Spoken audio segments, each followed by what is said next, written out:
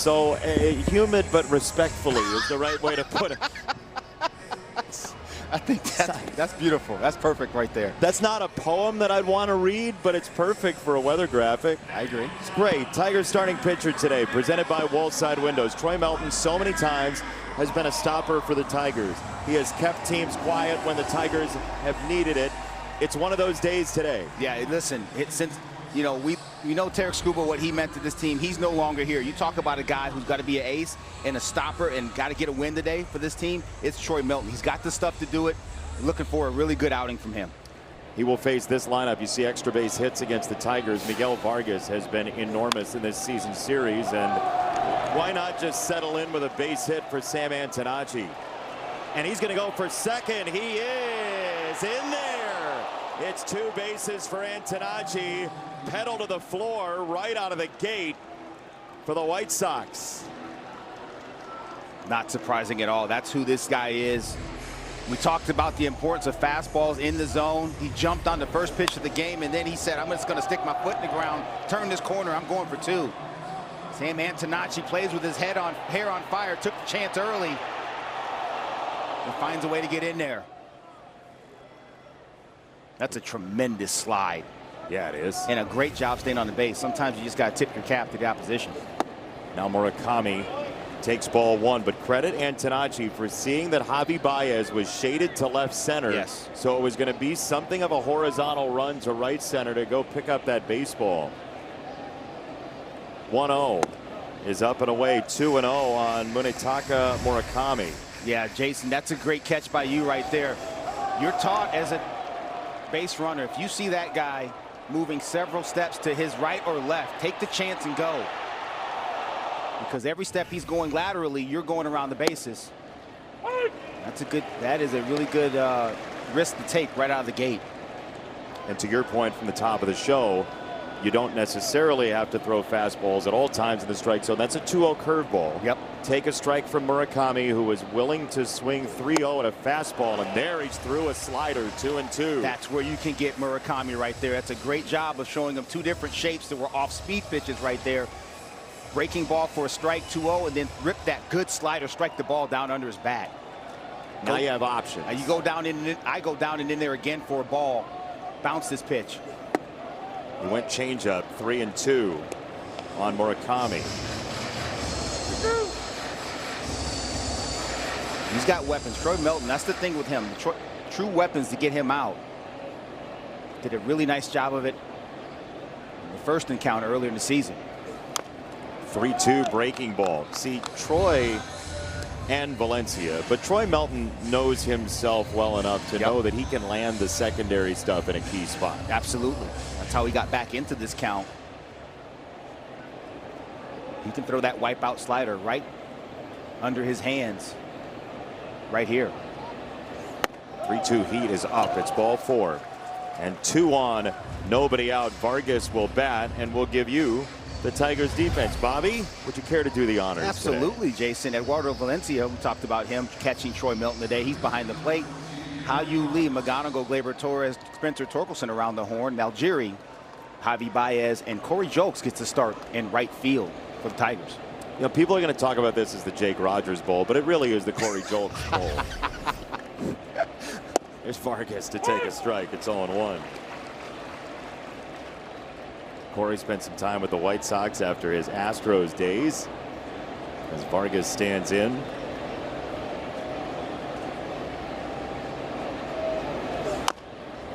Little chopper slowly hit third base side, and that will take a left turn at Albuquerque. It's 0-2 on Vargas.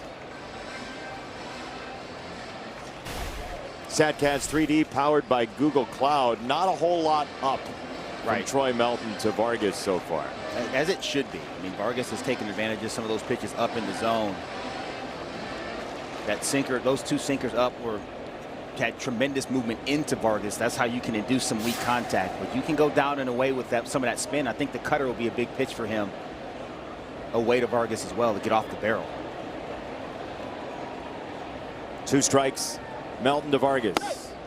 Fastball closing in on him, 1-2. Vargas has been a remarkable comeback story. Last year was sort of the bridge year. His OPS plus was 101 after 42 just miserable games for him with the White Sox after he got traded 2 years ago. And I say miserable because of the look on his face in that one iconic shot in the dugout. He was really down. He was down, and I think people don't understand. Listen, these guys are highly talented, but they're humans. And he was on that Dodgers team that got sent to Chicago in a time where they weren't very good. No, that is laced to left field. Down the line it goes, and that ball is foul. And I think that what you saw was a guy who knew he had to perform and he knew he had a job to do, but he was heartbroken. Yes. He was heartbroken to be off a team that was headed towards the World Series, and certainly I'm sure he wanted to be a part of that. But also, too, that Chicago White Sox team a couple years ago wasn't very good, and so that environment probably wasn't like the one he just left. But listen, he's a big part of what they're doing now, right in the middle of things. Swing and a miss. There's that cutter. Strike 3 for Melton, and a big one. Yeah, I was wondering when he was going to get to it. Miguel Vargas, sometimes you'll see that front hip, that front shoulder leak. Throw that cutter, 93, that's nasty away, too. And he's throwing it a little bit harder. It looks like a fastball away. Darts just outside. Miguel Vargas runs out of bat. By design from Troy Melton. 1 out, 2 on. Benintendi, the batter. He goes after the first pitch to catapult it for left field. Ben Malgiri on a dead run to the line. He gets there, makes the catch. Foul ground for out number 2. And that's maybe even a bigger second out than the first one. That's a huge out right there on an economy of pitches, too. Benintendi aggressive as well. Ben Malgiri has been fantastic on both corners for this Tiger outfield since he's gotten here. Cut off a couple balls in the gap, saved extra 90 feet. Made some really nice running catches, both going to the right field corner and right there, going in foul ground to left field. Now Braden Montgomery, who, if you think about what the White Sox got in the Garrett Crochet deal, Meidroth, this guy, Kyle Teal, who's a big piece of what they could do in September if he can get back from injury. That's 3 cogs in this wheel as there is a strike on a cutter, and Troy Melton is blazing a trail with that cutter. And we talked about it in the open, Jason. He started throwing that cutter to his arm side. Didn't used to do that. It's become a weapon for him. On 2 strikes, it's a chopper right at the plate and foul. And ironically, the guy who got him to do that is now in the other dugout. Jake Rogers told him, hey, you got to throw that cutter away to lefties. You have the ability to command it. He did right there. This place is going to go, I would say, a little bit bonkers when Jake Rogers comes to the plate. And it should. It should. You're right. He looks like he's ready for like a karate tournament.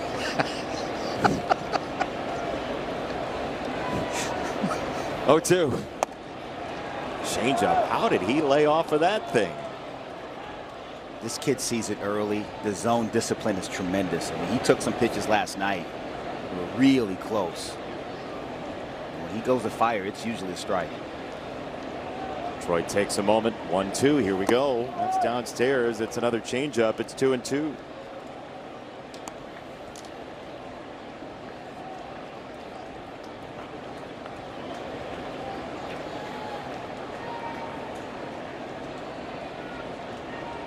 Twelfth pick overall just a couple of years ago. Braden Montgomery on 2-2 from Melton. That's a ground ball right side and through. Base hit under torque. Antonacci's around third, and the White Sox have the first lead again. It's a 2-out single for Montgomery. We told you when he goes to fire, it's usually a strike and usually something he can hit. We saw him get 96 in off the wall yesterday. That's a cutter that didn't cut. Just flattened out a little bit. Troy threw it. It ended up being a bad fastball in the middle of the plate. Montgomery doesn't try to do too much with it, sneaks it through the right side. Now is where you have to bear down and make sure that some other extra base hit potential doesn't bubble up, because Colson Montgomery and his 26 home runs can really hurt you. Now you see the batting average, but that doesn't matter a whole lot if he's going to send one flying over the wall against your team as he takes a slider there's that slider you're talking about from Troy Melton that can clip the outside corner to a lefty.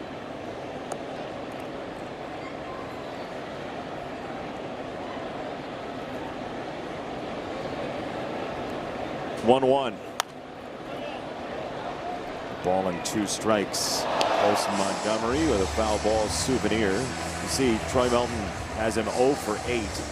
That is tied for the most at bats without a hit against anybody. And you'd figure it would be in the American League Central. He's only been around for a year and a half. Right, exactly. This guy, tell you what, they've got some young guys over there in that dugout. It's going to be a problem here for the entire league, but especially the Central for some years to come. Montgomery, Mydroth, young guy. We talked about Teal earlier. Grant Taylor out in that bullpen. Yeah, the wild thing about that is, and having been there at the time, I think that's what the Tigers announcers probably were saying about the White Sox in 2021. Yeah, Tim Anderson, right. Eloy Jimenez, Luis Robert Jr., Yohan Moncada.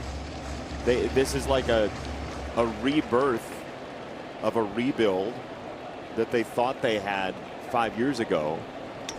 Swing and a miss on a curveball. Melton gets himself out of it, but the White Sox grab the lead. Yeah, that's a great pitch right there. Colson Montgomery likes the ball down and in. If you can locate the breaking ball, get under his bat, you're in good shape. Nice pitch right there from Troy Melton. 5 scoreboard in bottom 1. And here's the Tigers batting order. It's presented by your Southeast Michigan Ford dealers. This is slugging versus left-handed fastballs, which we'll see plenty of from the 31-year-old Anthony Kay. And a big hug for Jake Rogers from Gleyber Torres. It's going to be a little bit like a receiving line at a wedding. Yeah. In the bottom of the first inning. They should have chafing dishes with like mustacholi and chicken as well, as Gleyber swings at the first pitch and flies it to center field. That's Tristan Peters underneath, and there are the Tigers starting off with a fly ball to center. Hao-Yu Lee will face Anthony Kay, the former UConn Husky left-hander, a 3.96 ERA in 22 starts. Yeah, Anthony Kay doesn't strike out a lot of batters. Got a walk in this game, not too many. He's going to mix and match 2 and 4 seam fastball, sweeper, cutter, and a changeup. He is out of lacrosse powerhouse Ward Melville, Long Island. He got drafted twice by his hometown New York Mets in the 29th, then the first round, 3 years apart, and has found a home in this White Sox rotation that really just needs innings. Yeah, that's right. They've been hit, as everybody has across the league, with pitching injuries, especially from their starters. They rely on guys like Anthony Kay to just get them to the middle innings and hope their guys can slug their way into victories. They worked yesterday for the White Sox. That is for sure. They slugged their way to a series opening victory. Sure did. Anthony Kay and Jake Rogers. Just a quick little chat. So fastball, you got. You're right. And I think what's interesting is obviously Jake Rogers knows how to call a Major League Baseball game. We know that. But Anthony Kay also has PitchCom on his gloves. So there'll probably be some times where won't quite be on the same page, and Kay will just have to tell him what he wants. It has to be that, right? Yeah. I mean, yeah. And that's nothing against anybody. No. Right? You jump in. I mean, Jake Rogers just got activated today. Like, he just got here today. Right. And the hardest thing to do, catchers will tell you this, when you change teams, getting on the same page with guys that you've only seen from the other side. You think you have an idea, but you don't know. You really don't know the human either. Little tapper, third base side of the mound. It is fair. It is fair. It is fair. It is fair. It is fair. It is fair. Yeah, look at this. Look at this. You can't roll it out there any better than that. A little good fortune for Hao-Yu Lee. That's a knock. He'll take it, too. Just a big high chopper off the dish. You think when it hits the edge of the grass, it's going to kick foul. Oh, that little pebble. That's a great chalk line job right there. There, look at it go back. Oh. Right to fair territory. That's beautiful. Closest to the pin, Hao-Yu Lee. Heather Nabozny's batting average is 1,000. Yes, it is. I love it. Dylan Dingler takes ball 1. Trying to get Dillon untracked again against the lefty Anthony Kay. Oh, he came inside, and that is a lengthy foul ball. 1-1. We'll give you the White Sox defense from the desk of Bobby Scales. Yes, we will.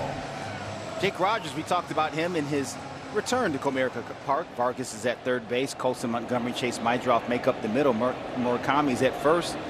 Antonacci in left. Tristan Peters in right. And Braden Montgomery over in right field.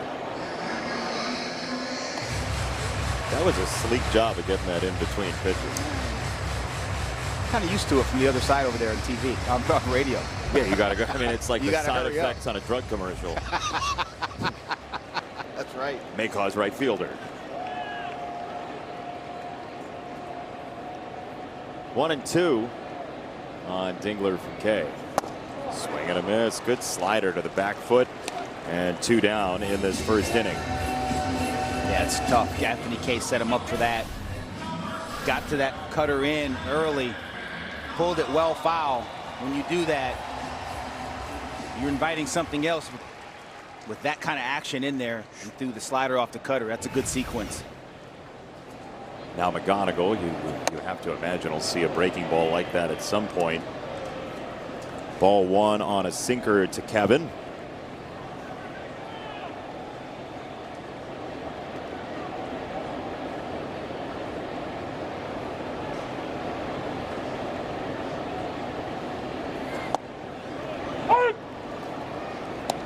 You know, we talk to our colleagues in the hallway from other teams. Yeah. Every once in a while, you get into a conversation about the Tigers, and the first thing everybody in the league says, "Oh, that McGonigal guy." Yeah. You gotta like him, right? Lee was off. It's a fly ball, third base side, and that'll bounce foul. Vargas lost his hat. It was 1-2 for Kevin McGonigal. I mean, he is talking about controlling the zone, and we've joked about McGonagals, and everybody has made great art projects, but it's real. It's real too. Kevin McGonigal's understanding of the strike zone and the details of the splinters off his bat. McGonagals, by the way, best used while tequila is playing. Oh boy. In the ballpark. I'm sure there's been plenty of those over the course of time. Maybe immediately following tequila. Yeah. Not during. I think that's the proper order.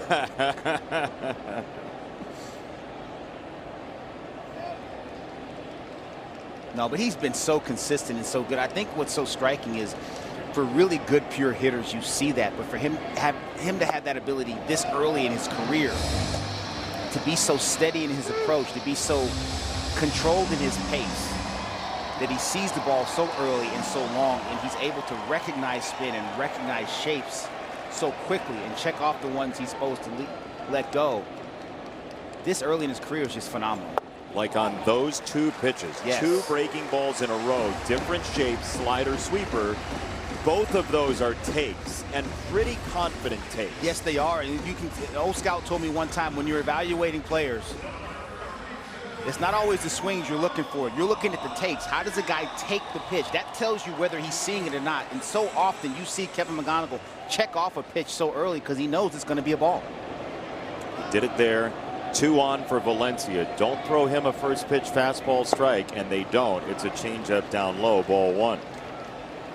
That is 3 straight first pitch balls from Kay to Valencia, with that power potential that he has shown in spades so far.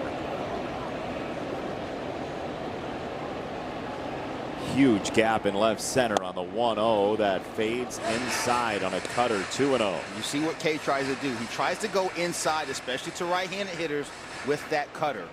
Doesn't throw a ton of 4-seamers or even the 2-seamer in there. When he goes glove side, it's usually that cutter.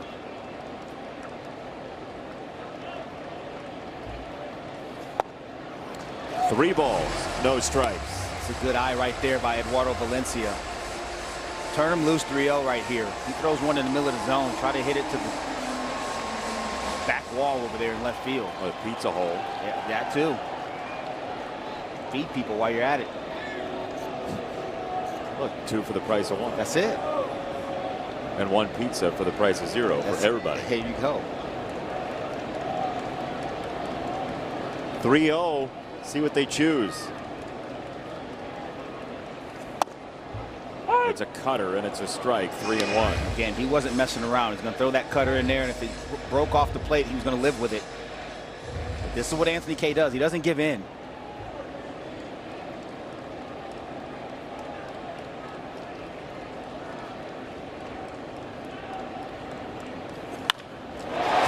Smoke to center field. The Tigers will tie the game here. Valencia, let it eat.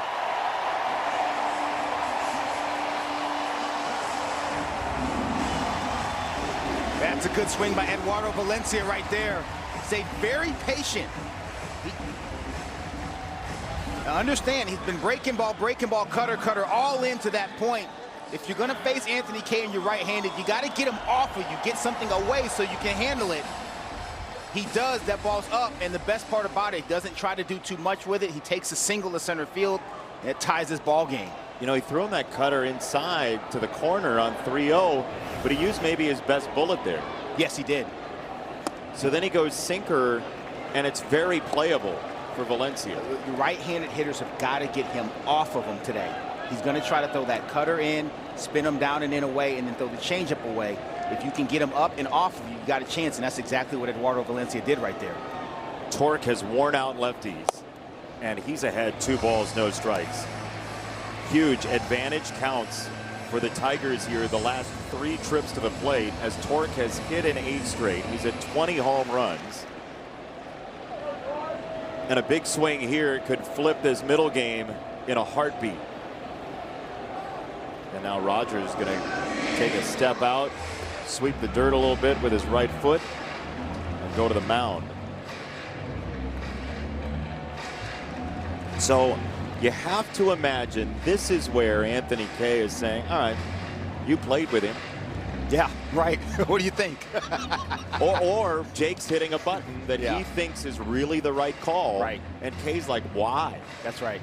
That's right. right. So playing that, what do you think Jake thinks Torque can't hit? Well, it's something away from him. We've seen that Torque has had a tough time, even from left-handers that stay away. You can spin him backdoor, and then you throw the changeup away, and he can spin off of that pitch. Soft strike, 2-1. And likely they're going to show him a little something in, probably that cutter in at some point in that bat, and then go changeup away from him. Now the question is, you know that, can Kay execute it, and can Torque stay on his plan to stay in the middle of the field, stay on it? Which he's been doing very well the last couple weeks. He takes there on a pitch that was borderline 2-2. I think he wanted to challenge, but he was too late.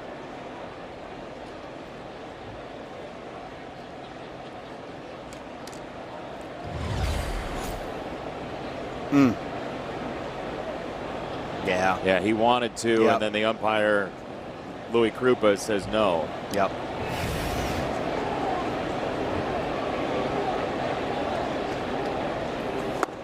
And then he struck him out with a changeup. Boy, that is a real big moment in the games early on. But Eduardo Valencia has made it all fine. A 3-1 laser to center field. We're tied at 1 after 1. For the 3rd time this season and has changed that mix since the last outing in for Troy. I had an insightful conversation with him about his strengths versus pitching and guys' weaknesses, and he says, I think my biggest strength is being able to pitch to guys' weaknesses, and that's the reason that he has those 6 different shapes, and he used them extremely well, to the fact where if a righty can hit a sinker, he doesn't have to throw it at all, or if a guy can hit a fastball at the top of the zone, he can throw it at the bottom and then go cutters off of it as well too. His ability to adapt is a large part of the reason he's having this emergence this season. Yeah, it's answers to every question. Yes, Bobby. Yes. Except how to get Chase Mydroth out. That has been the poser at points in this season series and last year too. This dude's a problem. He's just a baseball player, dirt dog baseball player, and I mean that with every ounce of affection. I mean, he battles. He takes his shots when he can. He gets in the plus count. He'll try to go to the house, but for the most part, he just puts the ball in play, plays a good second base. It's the guy you need on your team. Tristan Peters takes ball 1.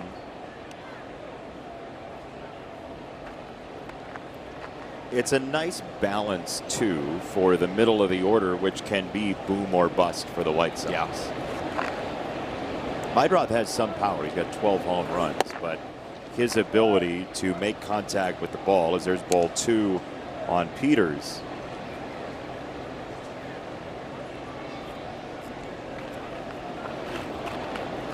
Meidroth's ability to make contact is a nice counterbalance for the rest of this lineup. He's on 2-0.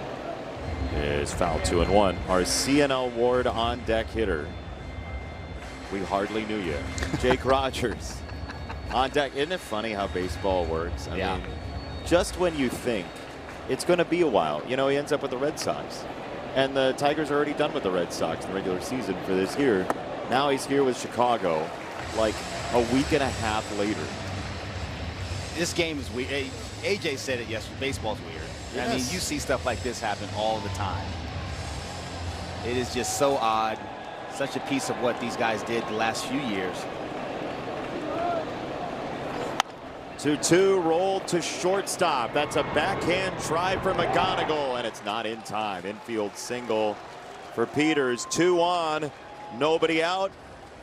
Jake Rogers. For the White Sox, please welcome back to Comerica Park, the catcher, number 28, Jake Rogers.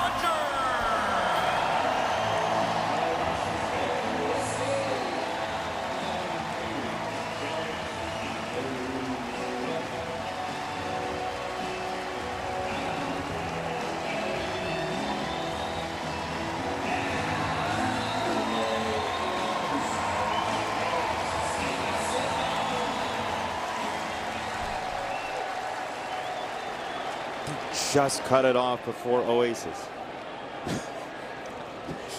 That is a beautiful thing. It is a beautiful thing. He deserves every bit of it, too. He's going to show bunt and take a ball. Try and get him emotional before a big spot in the game, That's right. too. You know what I mean? There's a little strategy in that, too. You don't think AJ dialed that one up?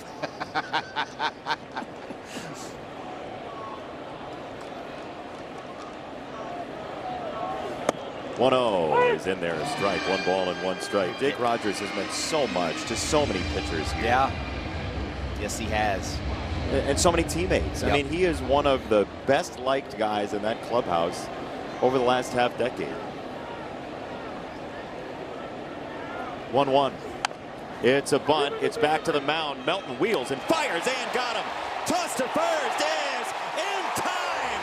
Oh, what a double play. How you Lee so aware to get it back across. And a great job by High-U Lee not charging in on this bunt. He's in a read position right here. If Troy Melton get it, he's got to retreat. And then Troy doesn't panic, throws a strike, and then High-U Lee handles it, gets it across the diamond to Glaber. That is a fantastic job on multiple fronts by High-U Lee. That's called the read play. You're not crashing. The bunt will tell you what to do. He retreats when he sees Melton's going to get it and then completes the double play. That's absolutely awesome awareness and ability to read the game by High-U Lee. And the look we had immediately had Gleyber Torres in motion from Jump Street to get to first base. That is a great job by a second baseman to make sure he's there. It's our Liberty Mutual Insurance field coverage. Well, listen, Gleyber was late on a play earlier in the year, and it cost the Tigers in the game. He wasn't late again. You see him on the move right there. He keeps going. Really easy to just stop and take for granted that High-U Lee's not going to complete this play. But one other thing, too. He knows Jake Rogers isn't the fleetest of foot. If you can get over there, you got a chance at the double play. That's a great job by everybody involved. We talked yesterday about how the defense has gotten back to a level that's acceptable for the Detroit Tigers. 24 very good defensively, 25 very good defensively. Early in this season, not so much. They have gotten much better of late. And it starts with taking care of the small things, being where you're supposed to be on every play. And then also having the kind of arm to let it rip twice. Yeah, Melton, that's right. Then Lee straight on through. 2-1 for Antonacci. That is exceptional work defensively to really save an inning, maybe. Yes. For Troy Melton. Absolutely.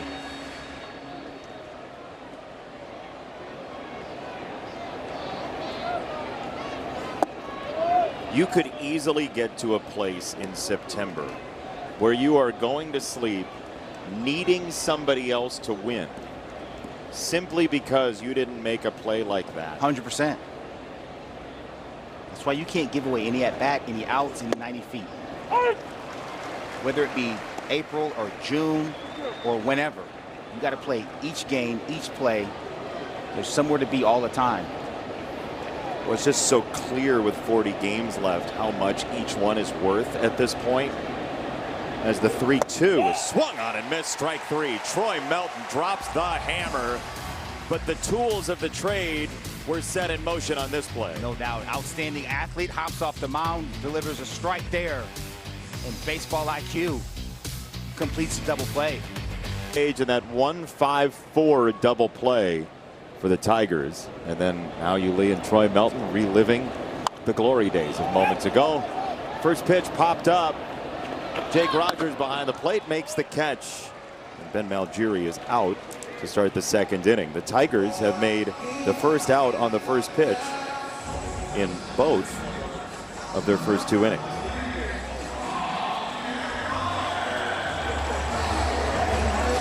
That's different than yesterday, where the first two batters for the White Sox reached on hit by pitches. Yeah. Within 3 pitches to start the game. Javi drops in a couple seeds and stands in. So Len Casper, radio voice of the White Sox and all-around great baseball guy, came in here with a remarkable stat that he got from Jason Stark, the tremendous writer and hunter of baseball information for The Athletic. There's Len enjoying his broadcast with longtime partner Darren Jackson. Yep. Jason Stark confirmed for Len that the White Sox have a pitcher with 20 or more hit batsmen and a hitter with 20 or more hit by pitches for the first time. Oh, that was almost a hit by pitch. That would have been truly brilliant. Oh, man. That would have been a Mitty or an Emmy or a Tony or something. We got to win something, a Cable Ace Award, Kids Choice Award Just from Nickelodeon. Into existence, sir. Something.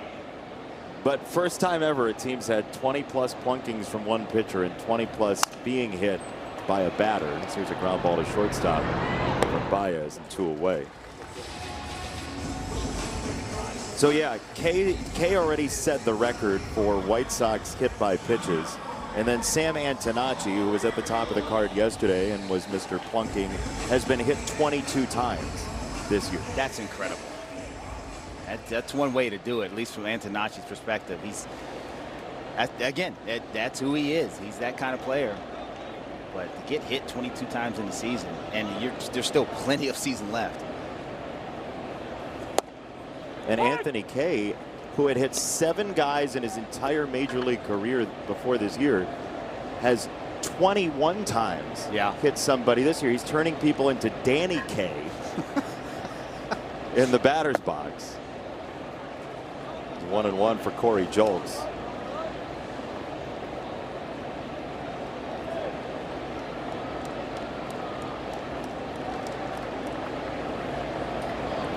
See the big numbers Corey put up at AAA Toledo. Hey, you've been this guy. You've been the guy who's waited for the opportunity, Bobby. It's funny. I was getting ready to say that. Corey Julks, veteran guy, he's 30 years old. Got a little bit of an extended run a few years ago with the Astros. I think over 300 at-bats, but not a ton since. But every organization needs veteran players that aren't going to be scared when they called up. They're not going to be whining and complaining down in AAA because they're not in the big leagues. They're going to go to work. They're going to show up. They're going to be pros. They're going to do 2 things. They're going to service some level of insurance for you in case you need to call a guy up. They're also going to be good examples of what professionals look like for their young players, for the Max Clarks, for the Ben Malgiris before he got called up. So the Max Andersons who are still there. So Corey Julks has done a nice job in a lot of different regards for this Tiger organization, and now he's in the big leagues, got rewarded for it. You never whine, complain at AAA. Not publicly. not publicly. When did it get hard? When you were having a good season? When in the season did it get hard? Truthfully, I look back at a couple seasons. 2007, I was in AAA with the Boston Red Sox. Had the best season, hit almost 300 from both sides of the plate. They go to the playoffs. I'm going home in September. I thought I was going to get called up. And that was the first time I was really like, man, do I need to be doing this? But, you know, you look in the mirror and you say, am I getting better? Do I still have my family support? Am I putting a strain on anybody by continuing to do what I do? And the answers are always no. If the answers are no, then you keep playing. And fortunately enough for me, I was able to get to the big leagues a couple years later. But it does get hard. And some days you need to have somebody, whether it's a best friend, wife, whoever it is, call and say, let some of that frustration out. And then you got to make up your mind. You're going to continue to play. Pitchers call the ball. Catcher challenge. Challenge by Jake Rogers. ABS challenge powered by T-Mobile. Looked outside live. I thought so too. And Jake's right. Calls overturned. Pitcher strikes. Batter's out. There you go. 1-2-3 inning. We'll go to the third. Tied at 1. Strongest player is Troy Melton. This is the lowest ERA in the first 17 career starts. Look at those logos. You got Expos logo. You got Gary Peters from the 60s with a sock on the actual logo. You got Phil Niekro. Those are legit. In the hits. I was always a big Expos logo guy too. They're so good. The uniform's so good. They are. But lowest ERA in first 17 career starts, like ever. There's a base hit to left, of course. And we'll see if Murakami thinks too. He's going to try it against Malgiri, and he is in there the second time today. The White Sox, on a deep ball to the outfield on the ground, have taken the extra base. Yeah, that was just in a funny spot. That ball was hit really hard off the bat. 105 off the bat. It's a slider that didn't do a ton. Murakami stays with it. That's good hitting right there. And then Ben Malgiri, who's been really good at cutting these balls off and saving those extra 90s, just couldn't get to it in time. That's a leadoff double for Murakami. Cutter slider was the sequence there as Vargas will stand in.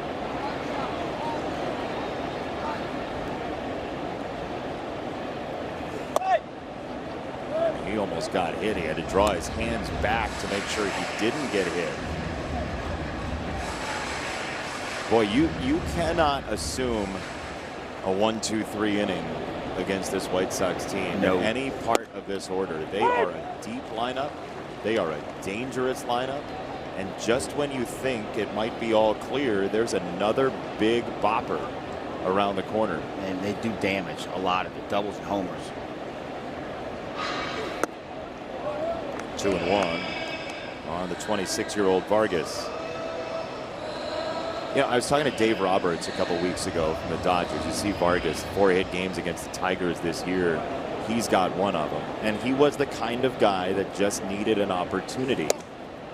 And Dave Roberts said to us a couple weeks ago when we had the Dodgers and the Red Sox on Sunday, he said the best thing that happened to him after that stolen base in Boston in the postseason was that they let him go. Yeah. Because he felt like he needed a place to go and thrive and ply his trade. And it's a ground ball to third. It is rolled to Lee. And he's got out number 1. But I thought it was interesting. Doc said that was the best thing that happened to him. And he feels like with the Dodgers now, sometimes they need to just let people go. Yeah. Because there's no place for them. They're going to be marginalized, whatever it is, and go thrive. And Vargas has been really the poster guy for that. Well, you had a guy in Vargas that you really liked out there as kind of a prospect, and they signed him, and he made his way to the big leagues, but it wasn't going to be a place for him to play every day. It was a little this, little that, and with that lineup, it just wasn't going to happen. And he was upset at the time. We talked about it last time he came to the plate. This young man, you know, signs with an organization like that. You grow up, you go through the minor leagues, you make friends, you get to the big leagues, and then all of a sudden you're shipped off, and where you're going isn't exactly the most desirable place at the time. No, they'd lost 100 games 3 straight years. Second base, that pulls Torque off the bag. Gleyber Torres, a misfire. Benintendi is on, and it's first and third for Chicago. Again, that ball just wasn't hit all that hard, but it was in the right spot. Benintendi, or Torres, was pulled over. He gets to it okay. Normally this is a play we see Gleyber make, but just a little bit wide of first base. Torque has to come off to catch it. They get that a hit or an error? They gave it a hit. That is a very playable ball. Yeah, that's one, to be honest with you. I'd rather see Gleyber stick his foot in the ground and let it rip right towards Torkelson. Benintendi runs okay. He doesn't run like he once did. I think if he sticks his foot in the ground and throws it, yeah, he's got time. Yeah, there's enough time there. For sure. 0-1 to Montgomery, who's been a really tough out. And he swings through a changeup. 0-2 to Montgomery, who saw 6 pitches in the first. Good change here. Yeah, really good change. Starts at that bottom rail. This guy's been a tough out. Really high on him, as they should be on the south side.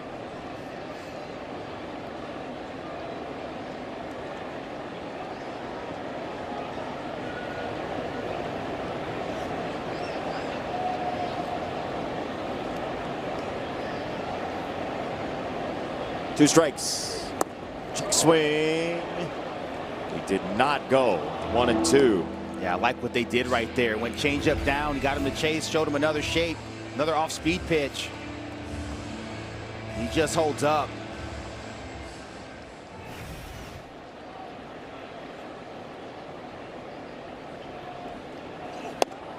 1-2 high heat. He was walking out of the batter's box as that left Troy Melton's hand. 2-2. He reached back for a little extra. You might have heard Troy Melton there. That was 98.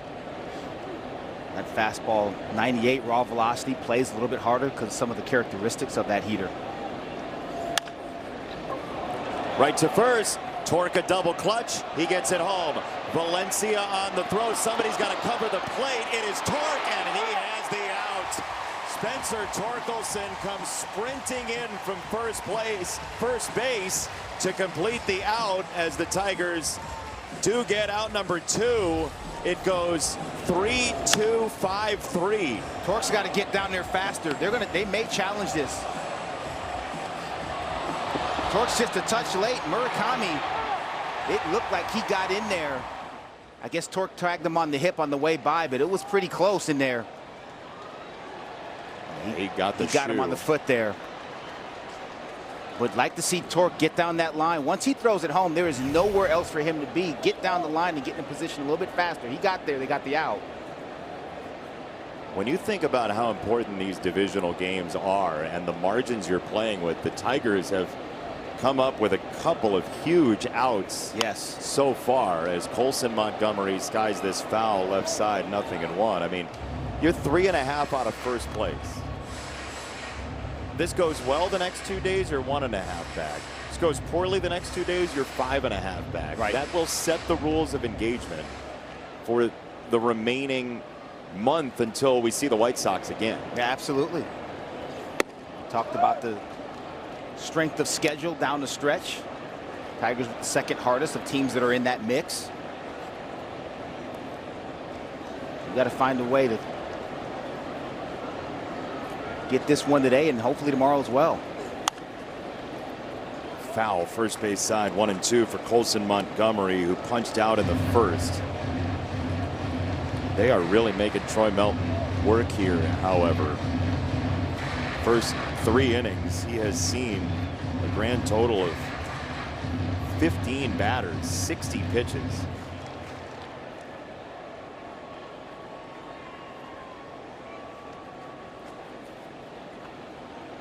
Troy will tie his shoe. Nothing says drama builder like loop, swoop, and pull.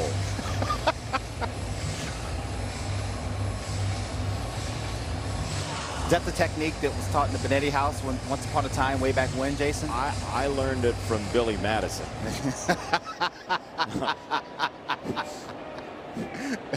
Walking around with Velcro shoes till that came out. That's right. 1-2 outside, 2 balls, 2 strikes. We were more the double bunny ears. Were you? Yeah, in the Scales house. It's easier that way, I think. I mean, you know. That's what I still prefer. Yeah. Pretty sure my son learned how to tie his shoes off TV as well. So. That'll happen. 2-2, fouled away. Troy Melton trying to extract himself from this inning with runners at second and third, and the White Sox behind that play that Torque started to come home and then get the out at the dish. The White Sox got both runners in scoring position. Yes, they did. Braden Montgomery didn't buy a ticket. He had one job to do after he put that ball in play. That's to get as far as he could.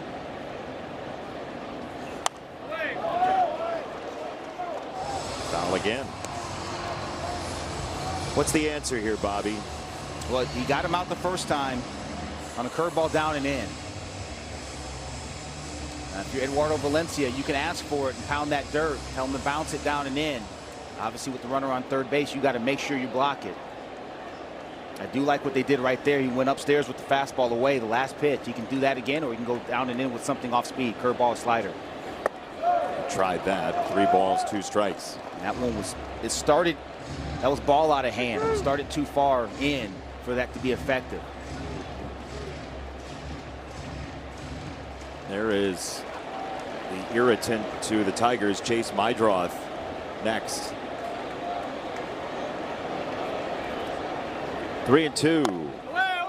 Another piece of it and foul. It's just a good battle right here. Again, went with the off speed, breaking ball.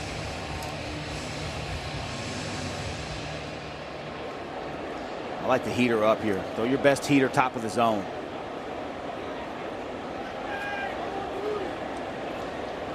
Three-two. Ground ball fair down the first base line. Off the sidewall. 2 runs are in. It's a double for Colson Montgomery. He wins the standoff on pitch number 9. Yeah, change up and away. Just caught too much at the plate. Montgomery was able to hook it. See him wait for just a beat. He'd gone over there away from him with the fastball. Sped up his bat a little bit with that changeup over there. He wanted it off the plate, didn't get it there. Montgomery beats him down the right field line.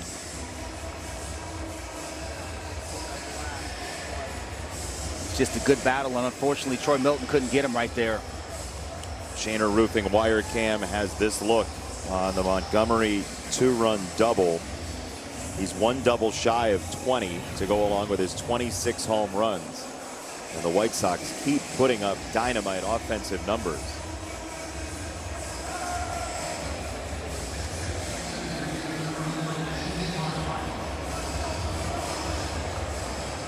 So here is Chase Mydroth. Really long inning here for Troy Melton, just pitch count wise. He's at 66 total. This will be his 24th pitch of the inning. And it's a ball. He's laboring right now. No action in that Tiger bullpen. They're hoping A.J. Hinch is trying to get him through this inning. They can figure out the rest in a little bit.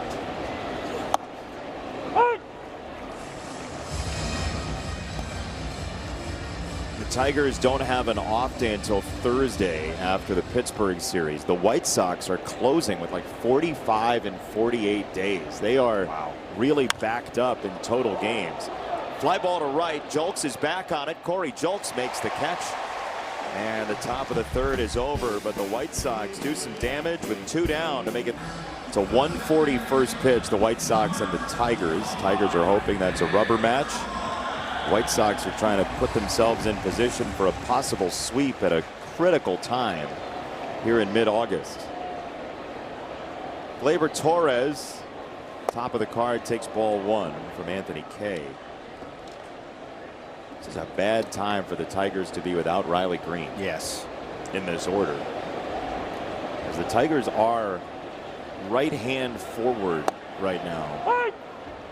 Tigers have 8 right-handed batters in the starting lineup for the first time since they did it once last year in a game against the Angels.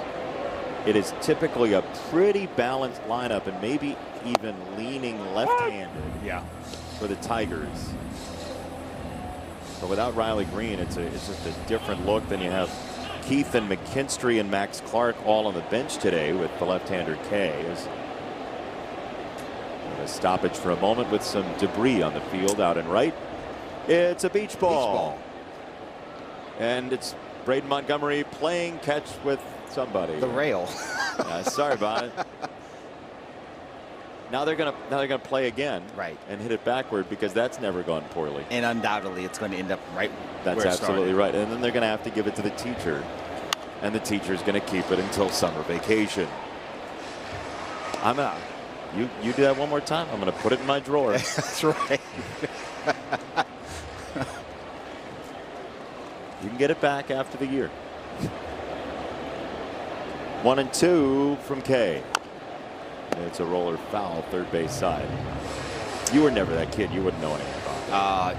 Yeah, I was most definitely. Look, now we're going sideways. This is definitely. Yeah, well, there's what probability are we dealing with, Jason, of that ending up back on the field? yeah, it's like 82%. Yeah. Yeah, for sure. 1-2. 2 balls, 2 strikes. Way to deflect from whether or not you're the good kid growing up.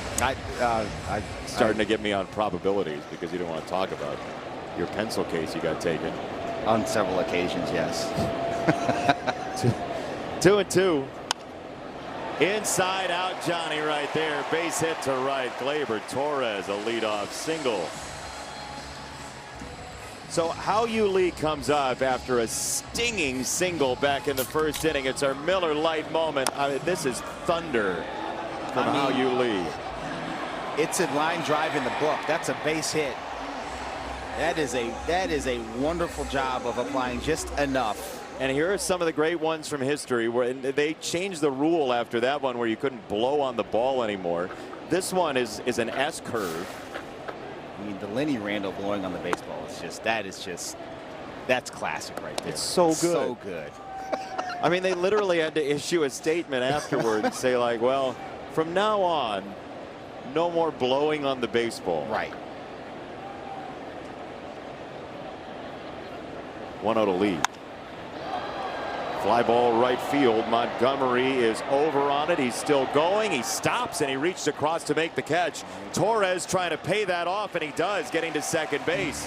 Good read. Gleyber Torres saw the unstable footing of Montgomery and decided to take 90 feet. Very well done right there by Gleyber Torres. That was a towering fly ball to right field. It was going to stay in the yard. And like you said, he saw Montgomery stumbling after it. Montgomery's got a good arm. But anytime you're catching the ball flat-footed like that, borderline stumbling away from where you need to go, Gleyber took advantage of that, got the extra 90. Now Dylan Dingler trying to find himself a hit. And he'll smack one foul, strike one.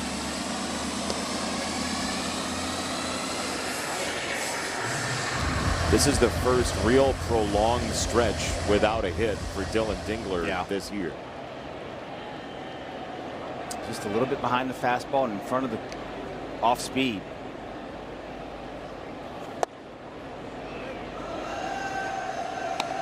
One ball, one strike on Dingler. His numbers against the fastball right there.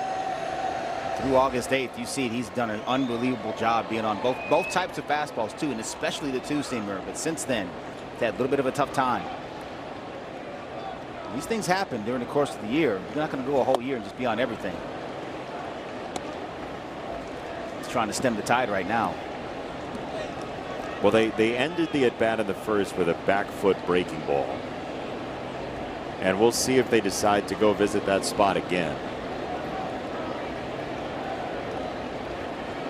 Jake Rogers, the pitch call, and the 1-2 is in on a fastball, 2-2. That's just a setup pitch right there. You go in, see if you can nibble at that corner. If you don't, miss close to him, go in for effect. Now you can spin him down and in, or you can throw the changeup down and away if you like.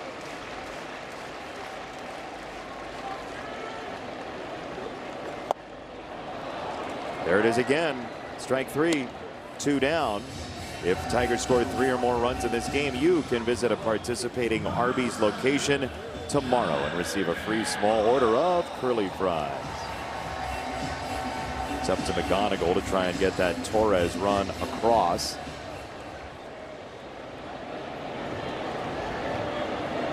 Goes without saying, it would be a big one to get here. Get one back, if not more.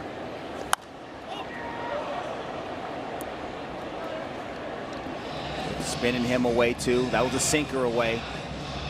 Likely to see some sweepers and sliders away from him. Seen Murakami and Braden Montgomery go the opposite way. McGonigal's more than capable of doing so as well. Big hole on the left side. 0-1. Kevin chops it high over the mound. It's the shortstop Montgomery with the throw to retire the side. Tigers trail 3-1. But foul balls can make your day. Yes, it can. I mean, it's like That's Christmas fantastic. morning. Send it to your friends who aren't subscribers. Send it to your enemies who aren't subscribers. Wherever you'd like to send it to. Your relationship with them notwithstanding, we would love to have you with. Strike one to Peters, who's 1 for 1 with an infield single in the second. White Sox have piled up 21 hits in 12 innings. I mean, these guys, they see one they like, they fire on it, and they move the ball forward with velocity more often than not. They are not waiting around. And they are bad intentions when it leaves their shoulder. Yeah, they're bad company. Yeah.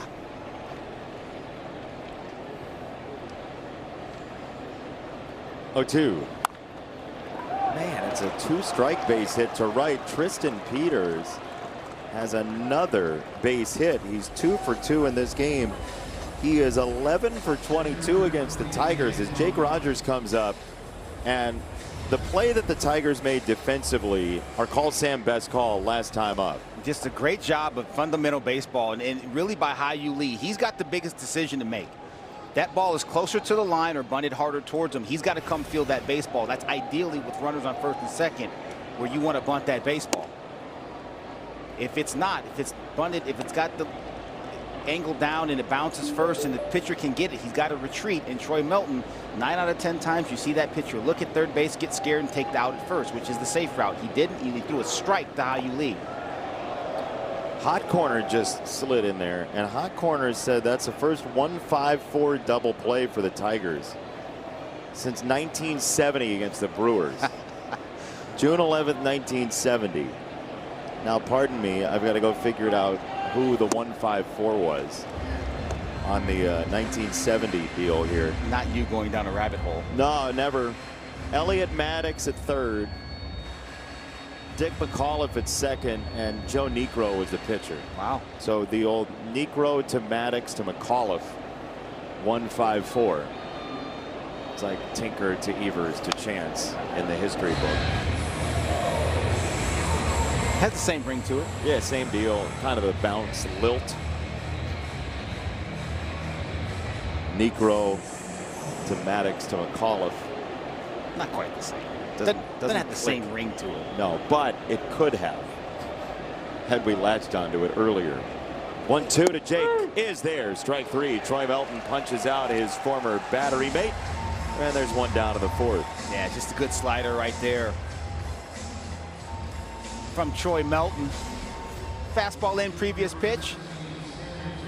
Looks like another fastball in. You see that buckle in the knee, little bend back with the back. Second you do that, it's a wrap. You hope it's a ball. That one is right in the zone. It's a good pitch.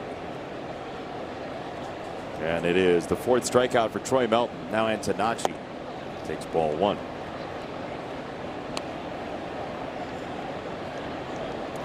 The Brewers, by the way, who had that 1-5-4 double play turned against them, lost that day. They were 17-39. So just when you think it's not going well for you, and you're 21 under, then you get a couple runners on. Throw to first by Valencia. Not in time on Peters. Just when you think it's not going well for you, you're 21 games under 500. Somebody turns a 1-5-4 double play against you. As Valencia tried to get himself a 2-3. Looking for outs all over the diamond without having to throw a pitch. You love that.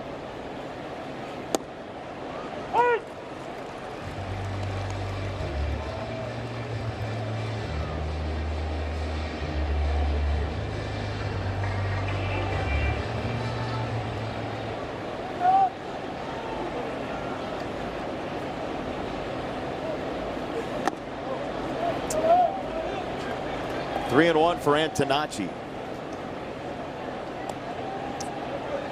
Peters is creeping over there. Looks like he wants to take off and go. Trying to time up Troy Melton. Getting a little bit of that walking lead. He'll hold, and there's a chopper to second base. Torres, a long throw to second to get the out there.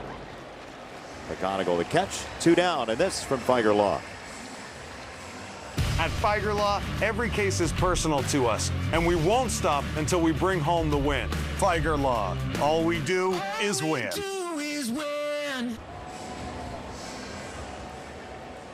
If there was one best decision the White Sox made this offseason, it was the 2-year flyer they took on Munetaka Murakami.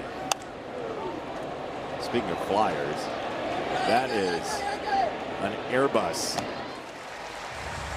321 lands in Hao Yuli's glove. Bottom 4 next. See, I had an RBI single his first at bat, Bobby. Yeah, we told you how they tried to get you out. K likes to show you that changeup, then he's going to go in, cutter, a four-seamer in, cutter for strike 1 right there. Boom. Got that sinker up and out over the plate. If you're right-handed hitters, you got to get him off of you. That was a perfect example of being patient to do so and then executing when you get the opportunity. We got a challenge here. Pitcher's called a strike. Matt is challenging. Maybe has challenge powered by Figer Law. Yeah, that's a strike. Yeah. Call's confirmed. Detroit has 1 challenge remaining.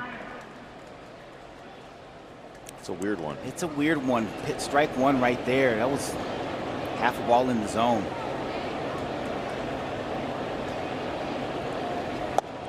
I was just going to say, I'd throw him the same pitch. Right? If somebody challenges, regardless of what team they're on, if somebody challenges and you feel like they don't have a concept of exactly where it landed, wouldn't you do it again? I'd throw a heater down, see if I can get a ground ball that pitch. 1 and 2. He wasn't far off of it right there. And that's why you do it. Went change up. That's a good pitch. Good action out of his hand. Arm action looks exactly the same as his fastball or that cutter for that matter. Just dives down and away from Eduardo Valencia. Everything's been down. It's 2 and 2 on Valencia from K.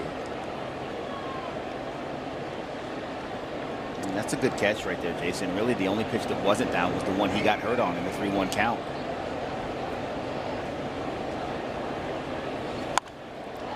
Valencia again. Pull side pop. It is out of here. Miss at your own risk.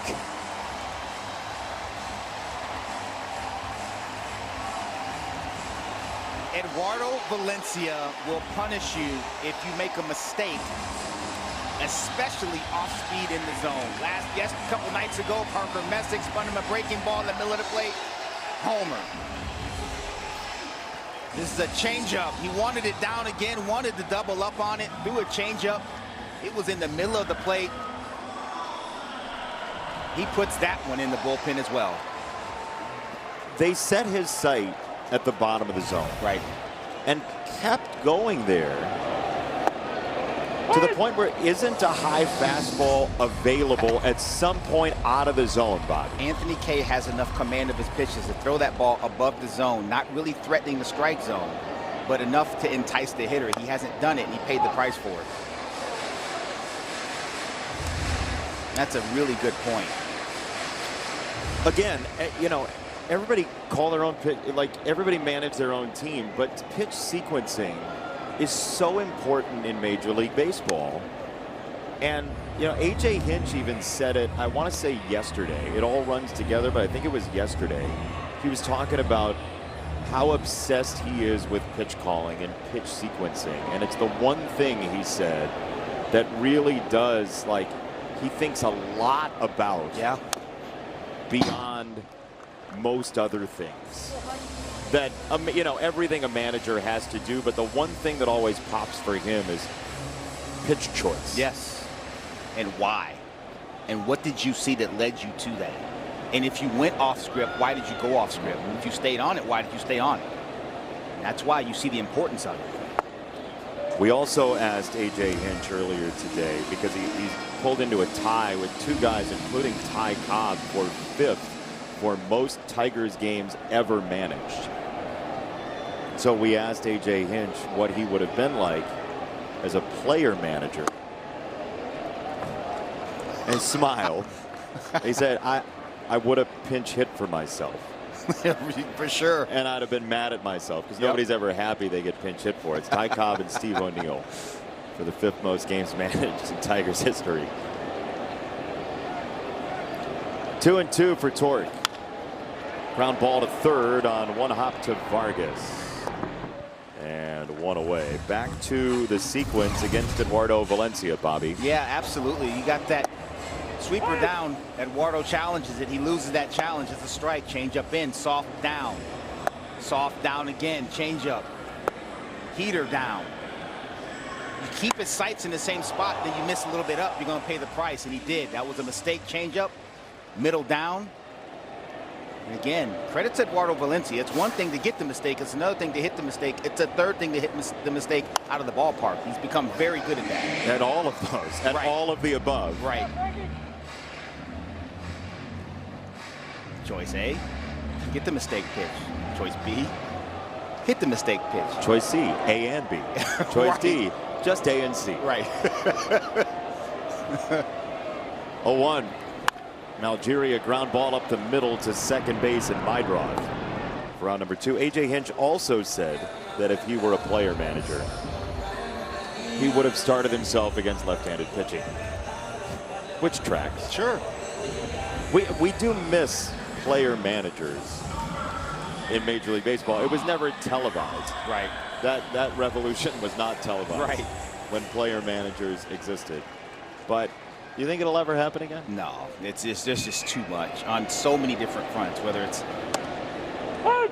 handling those of us that call ourselves media types, or management of upstairs. There's just so many things that go into that. It's just not, it wouldn't work in today's game. You also can't slide like Ty Cobb was doing in that statue. No, nowadays. they prefer spikes down now. Well, you can do it once. Yeah. Won't be likely to happen again. 1-1. Line drive at third, and that rope caught by Vargas. Baez is out, but the Tigers have drawn closer at 3-2 because Eduardo Valencia's got popped. Now you gotta love this. He's made a nice little habit of hitting mistakes off speed pitches. Are available and include benefits like postseason priority access, exclusive member events, and more. Visit tigers.com/memberships. One and all, you're all welcome to hang out with us. Miguel Vargas leads off this 5th inning. And Troy Melton has a strike. Nice frame job by Valencia. Although if you're saying nice frame job, that probably means you know he framed it. True. But the strike matters. That's all that matters. That's all that matters. That ball is a cannon shot to left field. Down the line, it's fair again. That was loud. Vargas leads off the 5th with a double. We've talked about some of the mistakes that Vargas has hit over the course of this series. Just another loud sound off his bat. That's a cutter.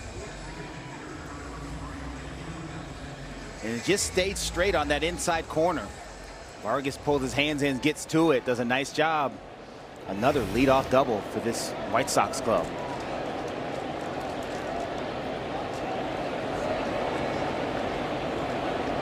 Here's Benintendi.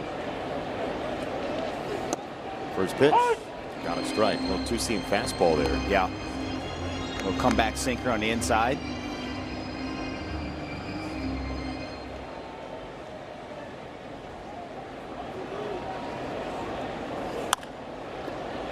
First base and Torque for Melton.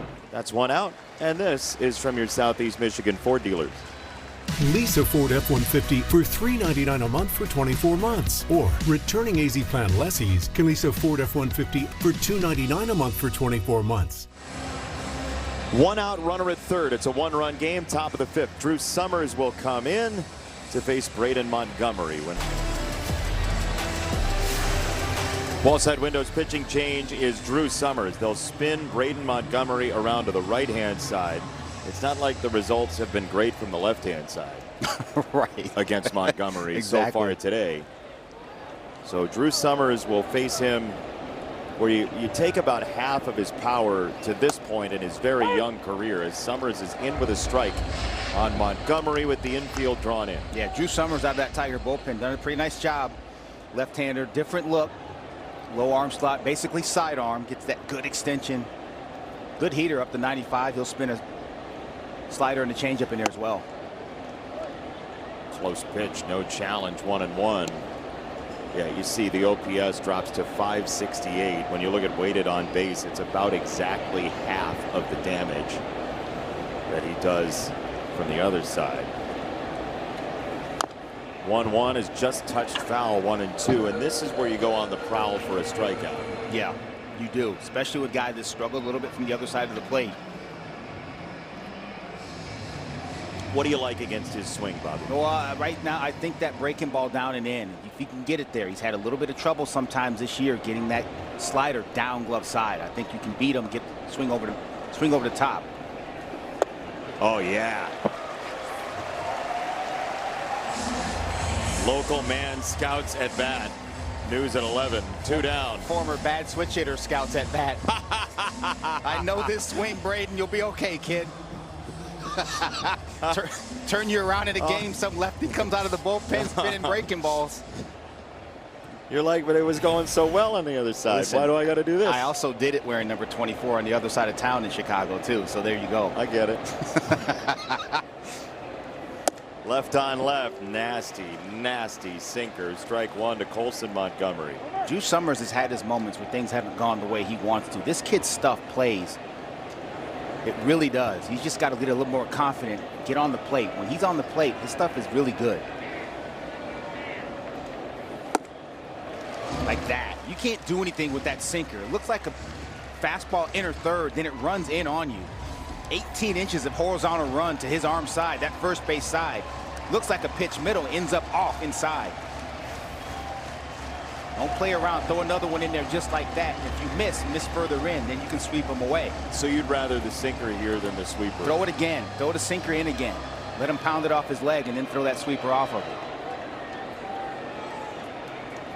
0-2, here we go. Yeah, he did. Oh, that's a strike probably. Challenge coming. ABS challenge powered by T-Mobile. I thought it was good real time. Let's see. Got to be. Oh, boy. All confirmed. Detroit is out of challenges. That's okay. And this is where you go, you know, in catching, they talk about using the miss. Use that miss right there. You can do it again if you want to, or you can throw that breaking ball away. If you throw the breaking ball away, it's got to be down and away in the dirt. Or right there for strike three. Good night. The Drew Summers tangle. That's beautiful right there. Fun at Comerica Park, September 12th and 13th for Fiesta Tigres, presented by Miller Lite. Love the music. A celebration of the rich and storied history of Latin players, culture, food, music, and more. Learn more at tigers.com/fiesta. Vámonos. Vámonos Tigres. Vámonos Tigres. People are mashing their SAP button right now because of us. Wait, what? What happened? Grandparents are calling their grandkids. It switched languages again. What do? I hit the button again. Which button is it? Now it's on Roku. 1-1 for Corey Julks. And this is down the left field side. Corey Julks has it on one hop over the top. It's a double against his former team to start the fifth. First Tigers hit for Corey Julks comes against a frustrated Anthony Kay. That's another changeup up, Jason. When he's gotten in trouble, this changeup is hung. Corey Julks doesn't get all of it, gets enough of it in the right spot. We talked about it. This guy's a veteran player. Just because he doesn't have a ton of major league service time doesn't mean he's not a useful piece or not a guy that can be helpful to this Tiger offense. He's out there with a leadoff double. And a souvenir for a camera operator out in left field. Gleyber Torres. Strike one. What a wild series this has been. The White Sox sweep the first three. The Tigers sweep the next three. The White Sox, who trailed early yesterday, put away a big victory, and now the Tigers trying to come back halfway home today. It doesn't feel like it has that sort of ominous vibe that three isn't going to do it this afternoon. No doubt about it. For either team. No.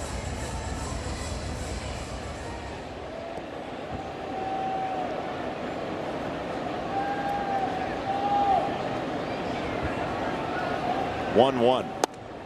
That just achieved the zone. 1-2 from K to Torres. It's a good backdoor breaking ball right there. Obviously, Gleyber trying to work that ball to the right side of the diamond. Advance Corey Julks from second base with nobody out. At the very least, he will do that. Fly ball right field. Montgomery back. It's over his head off the wall before the yellow line. This is a live ball, and it's an RBI double to tie the game. Oppo power from Gleyber Torres. Gleyber Torres' natural stroke is up the middle the other way. He's so good at keeping that barrel inside the baseball and hitting it hard to right center field. He got one up right here, and he put a charge into that one. That's the biggest part of the ballpark. One hops the wall. Corey Julks is in. He's on second base trading place with him. Ha-Yu Lee has the same task ahead. First one. Ground ball third base side. Vargas out number 1. All right, so now Dylan Dingler, and you can almost feel the restless energy in the ballpark as fans were anticipating with Stevie Nicks playing in the background. You heard a "come on Dingler." Yep. He's been so unbelievably crucial to what this team has done. But it's been a while since he's gotten a hit. It has. It's been a tough go for him. First one outside, ball 1, and we just haven't seen him in a whole lot of leverage counts. People have been attacking him and getting ahead. Well, that's what happens when you get in these spots. When you're just not right, you feel like you walk up to the plate, it's 0-1. When you get in the box, it's 0-2. And he's up 1-0 here, or 1-0 here. It's another ball, 2-0. Now, Jason, you talked about it. Leverage count. This is where you don't try to do too much. Find a way to get on his best fastball. You can adjust when you do that. When you're caught between, you're in a tough spot. Ooh, boy, turn and burn, but foul on a breaking ball, 2-1. And that's all right. He's ahead of the sweeper. But that timing looked much better. We saw it last night. He was just late. You're late getting going. When you are not where you want to be timing-wise, you have to really, really go earlier. The reality is you're not going to be crazy early. You're going to be on time. Line drive right at shortstop. Montgomery got the out on a double play. Gleyber was late back into the bag, and the White Sox, for now, we'll see if the Tigers challenge. The White Sox are out of the inning at this moment, and we'll play on. Wow. Gleyber took one step. He froze. When you get that line drive, it's got to be one back. He froze, and that is the difference. Drive, it's one back. You take one step back, that one step makes a difference. That one step makes a difference right there between safe and out. Tigers maybe still hitting it. Unfortunately, he didn't.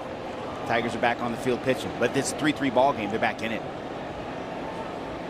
Drew Summers back out there. First pitch strike on Chase Mydroth. So a single run in the first, fourth, and fifth for the Tigers. One in the first, 2 in the third for the White Sox. And here we go again as we dance the final 4 innings with Chicago. Drew throws that slithering changeup for strike 2.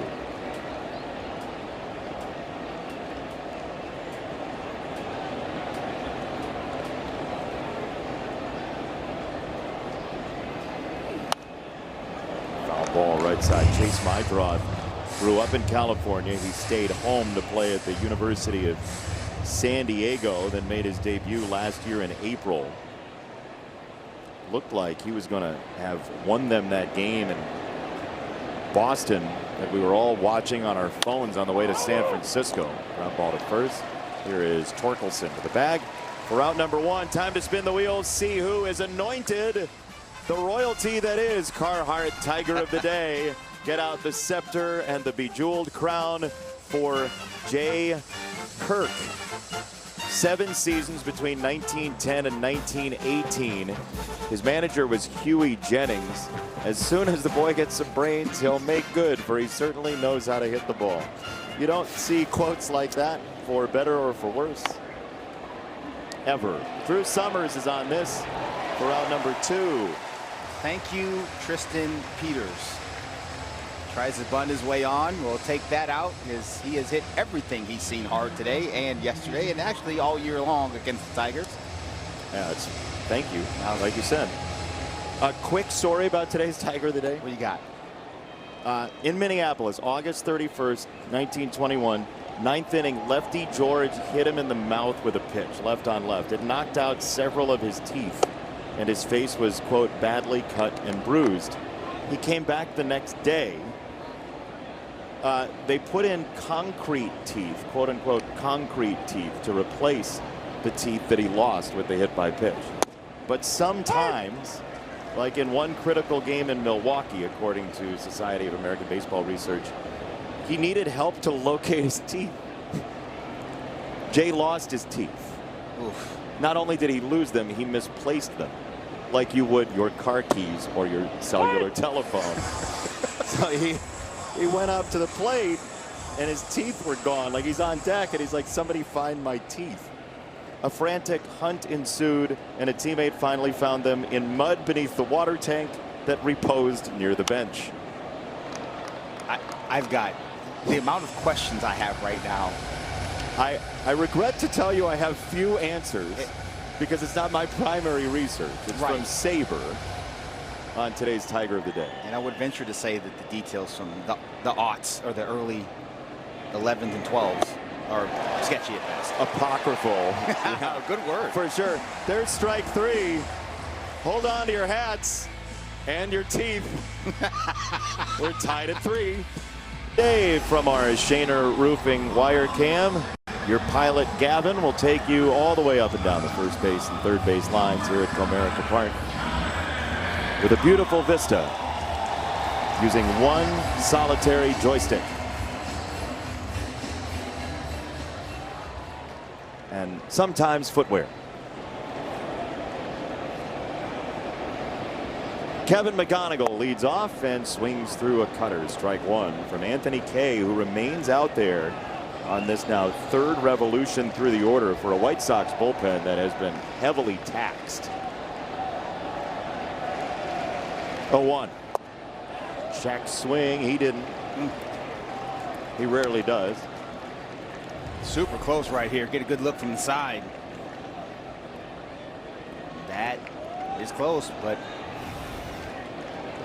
DJ Rayburn says no, he did not go.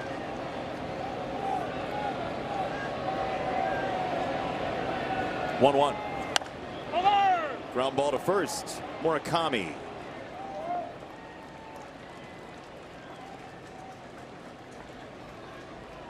One down here in the 6th, and Will Venable is going to go to the bullpen. There's been right-handed action in the White Sox bullpen. It's Jordan Hicks, the reborn flamethrower, former St. Louis Cardinal. Hicks to James. Jordan Hicks is on, the former Cardinal, who has had a marvelous year with the White Sox. Yeah, he's been really good, Jason. Here it is. It's power hitter. Sinker. Half the time he throws a pitch home plate, it's a sinker, 99 miles an hour on average. And your Bet365 odds update. Eduardo Valencia looking for that 3rd hit. He'll face that missile projectile off the hand of Hicks. First one. He's fouled it away at 98. So today, Valencia has seen a whole lot of not fastballs. 4 changeups, the most of anything he's seen. The cutter is in the fastball department. 0-1. He threw him a sweeper. I can't believe it. I can't believe it. Listen, it's real easy to armchair quarterback from up here in the booth. I get it. Jordan Hicks throws 100 with 17 inches of horizontal run. You've seen Eduardo Valencia punish you with off speed. You've seen it on video when you're scouting, and he gets a hanging sweeper that he just missed. Throw him another one. Hang it again. See what happens. 0-2. Yeah, it's a dart at 100. The fastest pitch Valencia has a hit on so far this year is 95.7, which is nothing to sneeze at, but Jordan Hicks throwing 100. His average fastball is 99. He's going to see multiple triple digits in this outing. 1-2. That's down. 2-2 for Valencia, who's basically worn out everything he's seen. Yes. 45 total bases in his first 18 career games. Only Brennan Bosch has more total bases that early in his Tiger career. Outside at 101, 3 balls, 2 strikes. Now you just gear up, right? Yeah, absolutely. Absolutely. You're going to get a fastball, just make sure it's in the zone. Jordan Hicks will walk you. 3-2 on Valencia. Look out, Jake.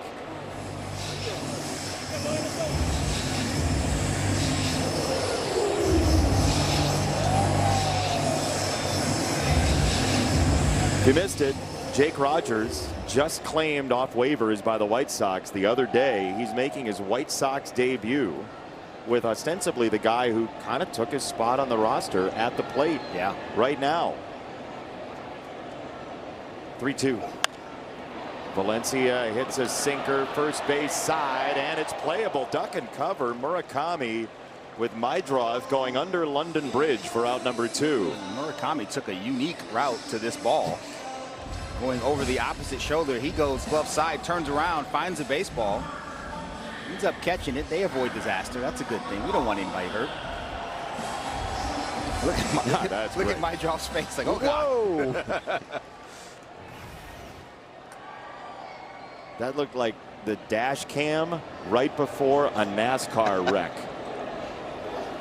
2 outs, sweeper and a strike on Spencer Torkelson. Tell the 27 to get out of there. I didn't see him coming. Yeah, the STP Ford did great today, but we ran into some traffic on turn 3.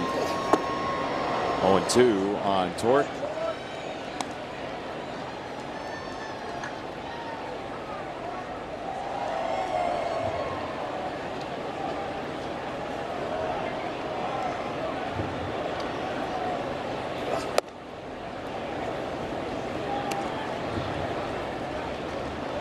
Torque does have a couple hits of pitches that came in 99 plus earlier this year.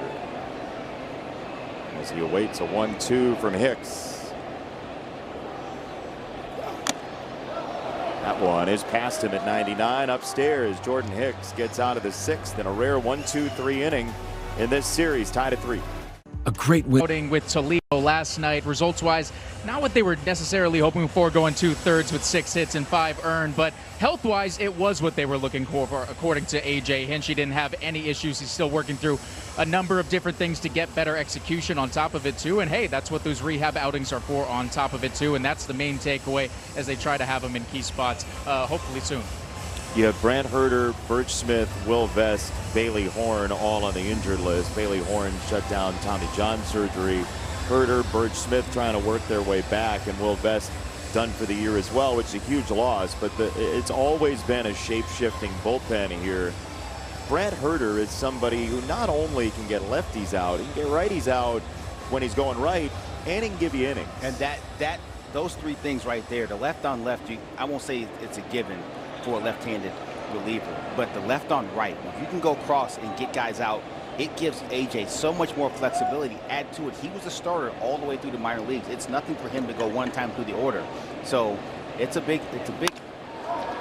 Oh, Randall Grichuk comes in and lays waste to that first pitch into left center field. That is 2 bases for Grichuk, who has made a career out of hitting left-handed pitching, and he does so with a double to lead off the 7th. We just talked about getting the other side out. Randall Grichuk gets a fastball middle of the plate, right off the bench, doesn't miss it. That ball was absolutely smashed in that left center field gap. Once again, it seems like every time they get something going, it's a leadoff double by one of these White Sox. Not high enough, says Drew. Murakami, leadoff man's been on 6 out of 7 innings today for Chicago.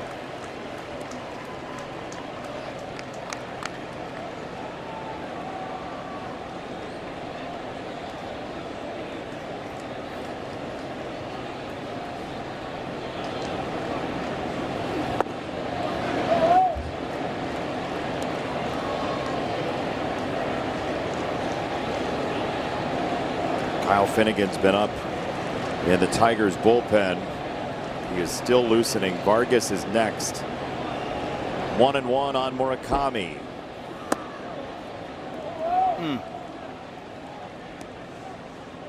It's a good pitch, but it's out. Out of challenges too.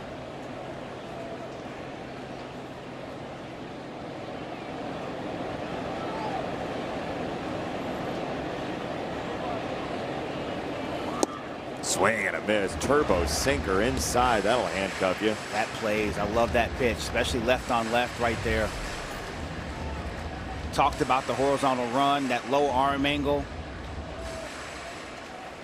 And plenty on it too. 95 is a good heater.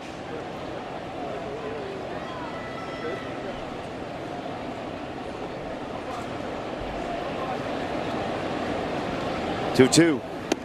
Check swing. He went. That's strike 3. Murakami's done. And one away. Went down with the heater the previous pitch. Throw it again, that low slot. Up and away from Murakami. That's all she wrote. That's a good pitch. Nice job by Valencia and Summers to get on the same page. They're going to intentionally walk Vargas to give Summers the chance to get Benintendi.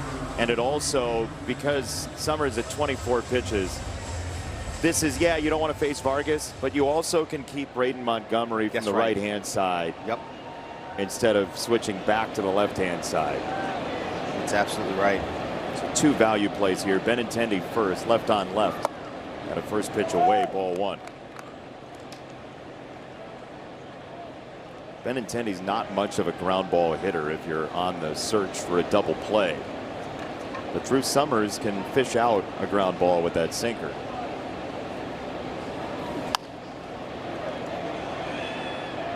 Five-iron foul from Benintendi.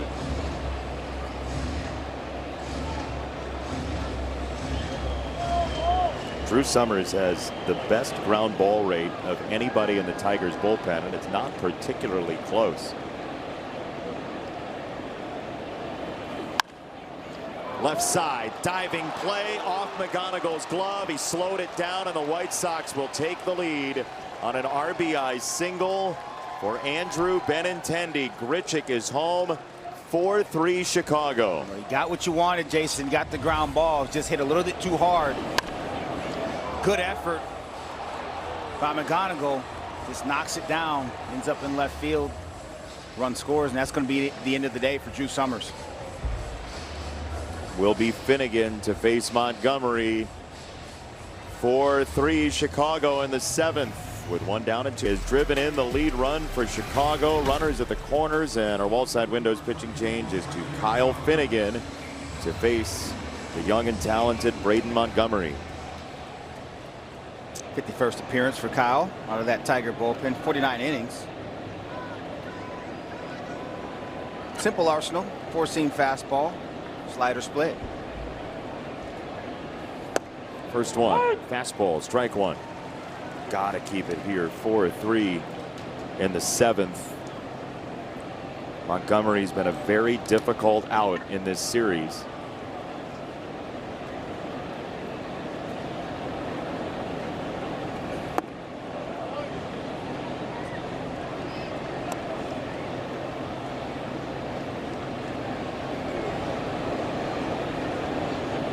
Ominous clouds have been hanging around the ballpark all afternoon.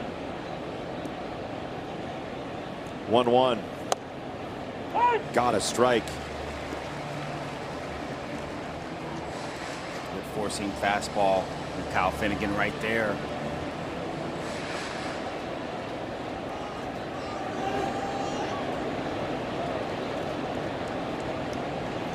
One-two. Up foul. It's a foul ball off the ground. Still a ball and 2 strikes. The Tigers right now are 3.5 back of these White Sox. For now, the White Sox have a 4-3 lead in the season series. It's a race to 7, right, to see who wins the tiebreaker. So if you give this one to them, that's 2 more wins they have to make that half game pretty much moot. 1-2. Swing and a miss. Good splitter It was up, but it got the job done. 2 down. Yeah. That is not where Kyle Finnegan wanted that split finger fastball. That was up in the zone. But the speed, the lack of speed, 97 miles an hour on the fastball. That split comes in at 88, 89. It acts like a changeup. He was just out in front. It worked. Colson Montgomery, first pitch, fly ball straight away. Javi Baez makes the catch with a hop. The White Sox get one, but no more. Coming up, the Figer loss. Huge homestand after that with Tampa Bay and Los Angeles, 2 division leaders. And then the Twins come back into our lives. They're just kind of sitting there in the waiting room. Lurking. Good word. They're a half game back of the Tigers right now, 60-63. Max Clark will hit to lead off the inning, and he takes a strike from Jordan Hicks. Clark hitting for Malgiri. Randall Grichuk stays in the game and left for Chicago.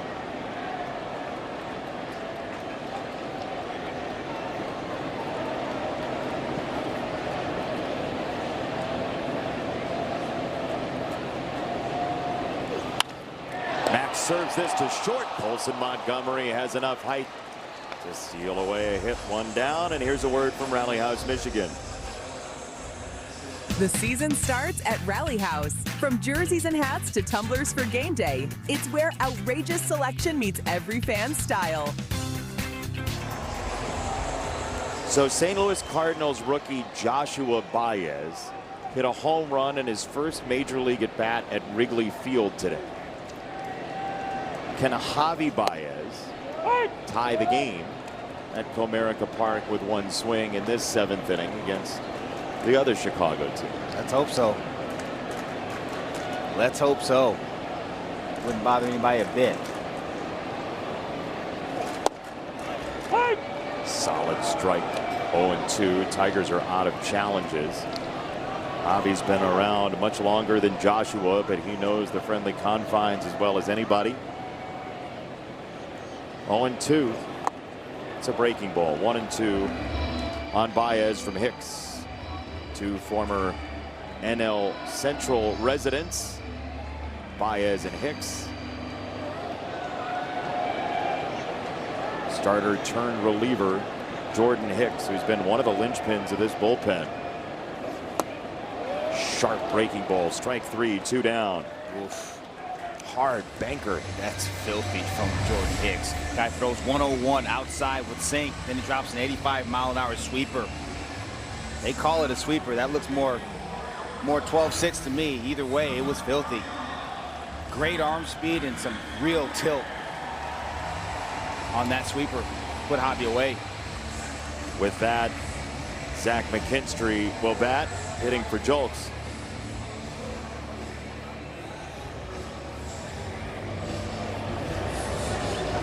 Meeting for Zach Bove, the pitching coach for the White Sox in his first year.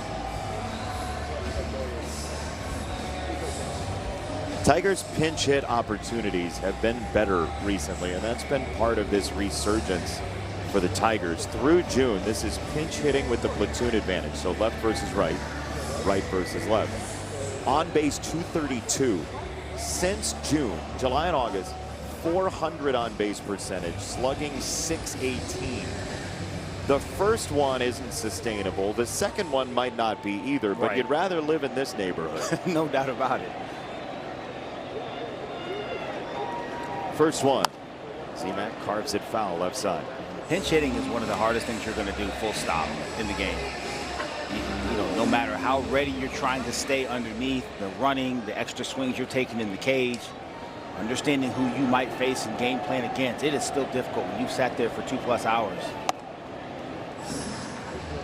And now all of a sudden you've got to go up there and you've got to put together a good at-bat and produce. Very difficult to do. But even though that's the way AJ runs this club, it's still hard. 1-2. The Tigers have gotten so much mileage out of it. Yes. Yes, they have. But there is some fluctuation in it too. It depends on the player, it depends on the moment. When it has gone well, generally this team has won more often than not when those opportunities are paying off. 1-2. Swing and a miss. Strike three. That is devastating stuff from Hicks to retire the side. We go to the 8th in a 1-run game. Save big money with Menards. White Sox on top 4-3, obviously. Led off 6 of the 7 with doubles. Eduardo Valencia has been the star for the Tigers this afternoon, including another home run. Both RBIs. Tigers need one more hero, and maybe it'll come from a shape-shifting outfield. Max Clark takes over in center, flanked by Baez and McKinstry. After a couple of pinch hit opportunities, Kyle Finnegan remains on. He throws what's deemed to be ball 1. Tigers are out of challenges. The White Sox have 2 left. Chase Mydroth spearheads the 8th.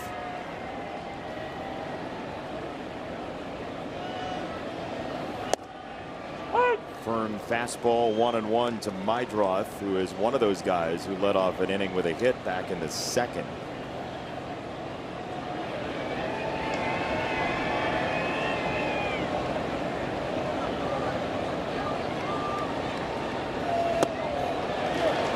Yeah, even if it's at your eyes, it'll mess with your brain. It's the timing is what it is. I mean, it's a changeup. When it's down, it's got that good action down.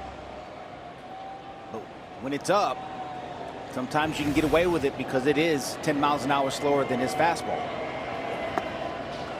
That one's down and taken by Mydroth. 2-2. Wouldn't recommend staying up with it. No.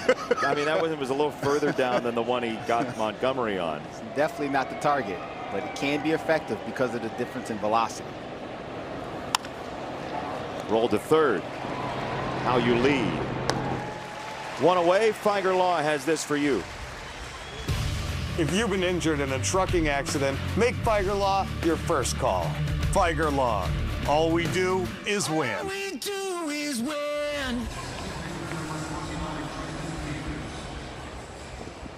One down, base is empty. Tristan Peters, who rolled out to the pitcher's mound back in the 6th.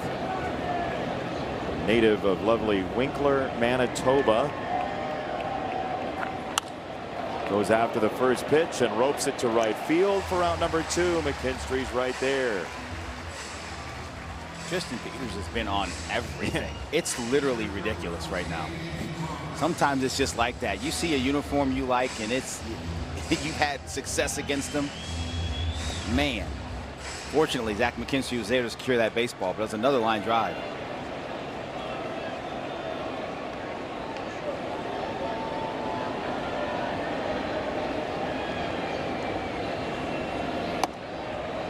It's going to be the top of the order for the Tigers in the bottom of the 8th. We've seen Jordan Hicks for long enough. Grant Taylor is up and loosening again. He threw 18 pitches yesterday, 36 on Tuesday. Jake's going to need a new bat. Torque with the feed. That's a beauty again, Bobby. Unbelievable. For my money, he's the best in the American League at that throw. That is a really difficult throw. He's the only one that's going to catch this ball. In baseball, he's a hard thrower who features 2 presidential names. Grant Taylor is on for Chicago to try to pick 3 big outs up at the top of the card.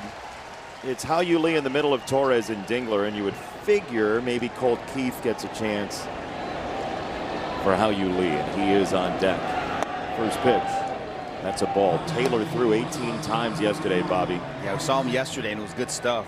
Four-seam fastball, curveball, slider. He got a sinker in as well. He'll run it up there 100. He'll sit 98.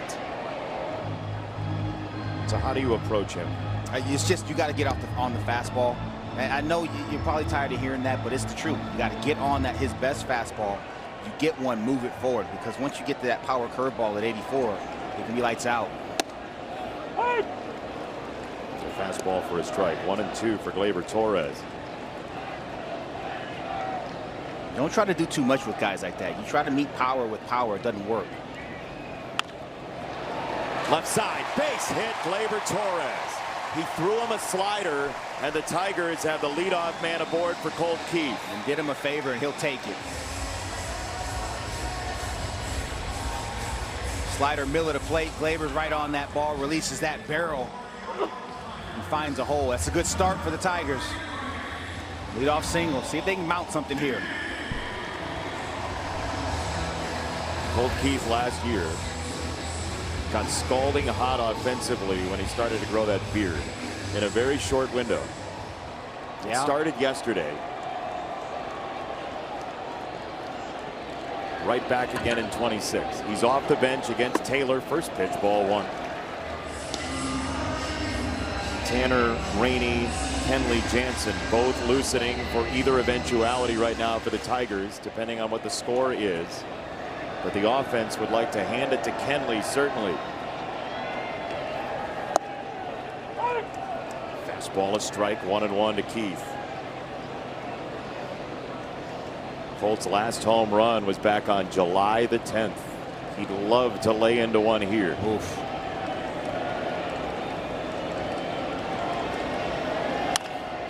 On the ground to first base, Murakami throws over the head of Torres, who's caught in a pickle.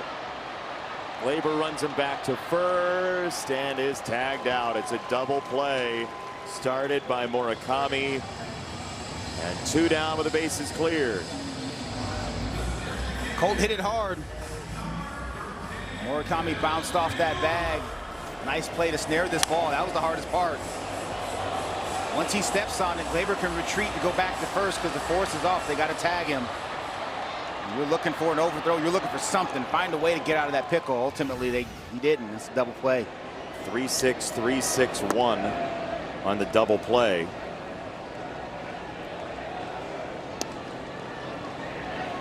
And now it's Dylan Dingler.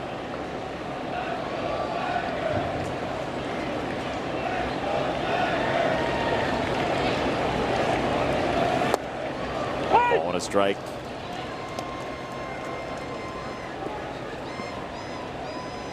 Dylan lined into a double play himself back in the 5th.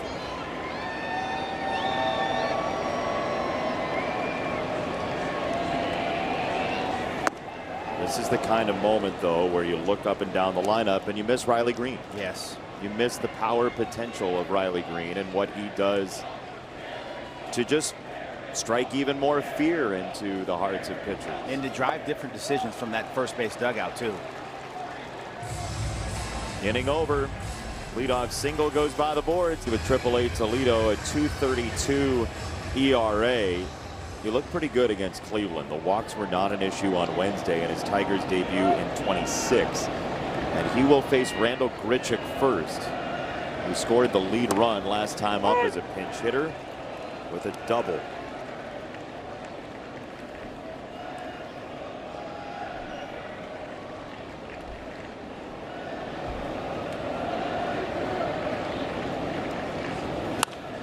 Grichuk serves that to left. It's a base hit for Randall Grichuk to lead off the 9th. This slider down in the zone. Randall Grichuk has made a living of hitting pitches down for a long time. Mostly off lefties, but Rainey got that slider in a good spot. Grichuk's on with a single.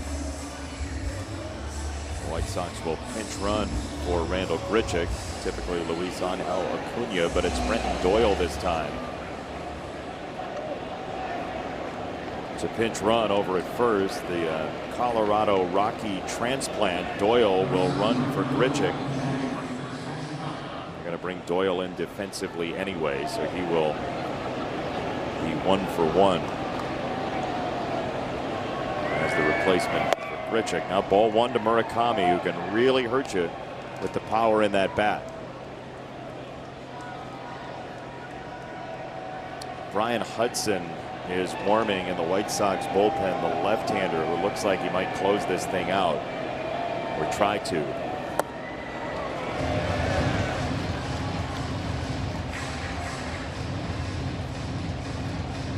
You talked about those decisions with Riley Green out of the lineup. Yeah. That is in large part to impact McGonigal. That's right.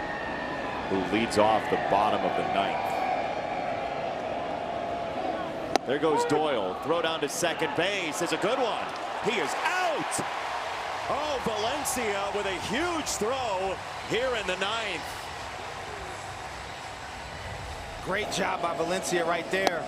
Got a pitch he could throw on. A good one. Fastball up. You love those if you're a catcher.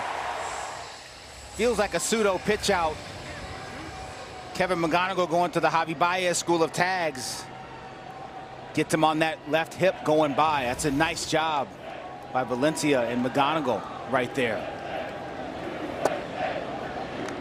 2-2 on Murakami.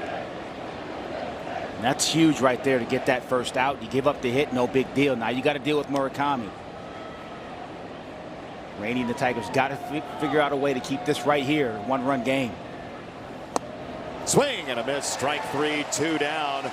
Logan, what do you have on Valencia? Yeah, there's been a big change just from his first stint up here to his second one in terms of his preparation. Now he comes into the meetings with his own ideas, something that A.J. Hinch has really picked up on and appreciates about him. Because for a young guy, you got to be able to be back there, call your own pitches, take a risk, and talk to the pitcher into a pitch too. And that takes confidence and communication, which continues to grow with him daily. And when you throw like he just did, that'll help the confidence Yeah, skyrocket too. Believe it. Into right field, looping liner, sliding play by McKinstry, and he secures it. Inning over thanks to Valencia, who has cleared his mind to reach back for. Brian Hudson is the new pitcher, and he has pitched very well on the back end of back-to-backs, or wall side windows pitching change. I don't have him as giving up a run all year on the second day of back-to-back days. That's impressive. McGonigal, Valencia, Torkelson. Breaking ball, Frisbee's in for strike 2. Hudson, big man out there, low arm angle.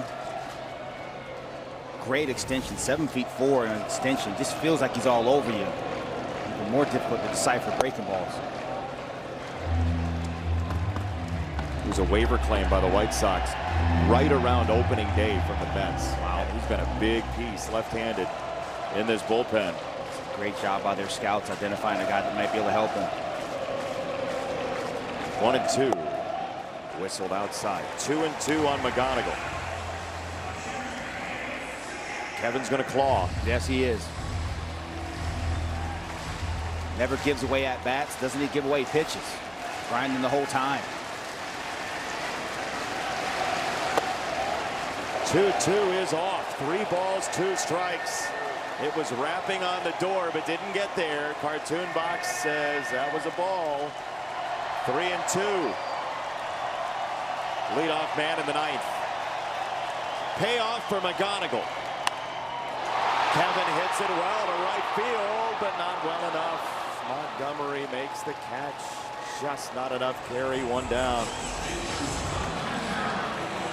The four-seamer up and away from him. He thought he beat him over his head. Braden Montgomery took an interesting route to that ball. Turned over the wrong shoulder. Hudson was worried about it too. Yeah, never a doubt. Yeah, right. 1 down for Valencia. First pitch, hammered foul. Eduardo drove in a run in the first, homered in the fourth.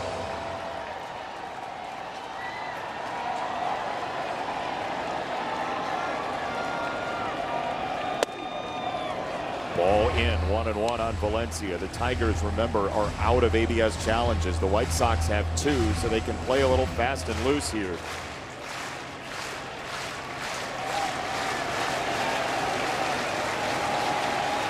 One. He couldn't fire on the fastball. 1-2. What does that tell you if you're Hudson here? Well, it's interesting. I mean, he was clearly sitting soft right there. That was a fastball at 90 miles an hour right down the middle.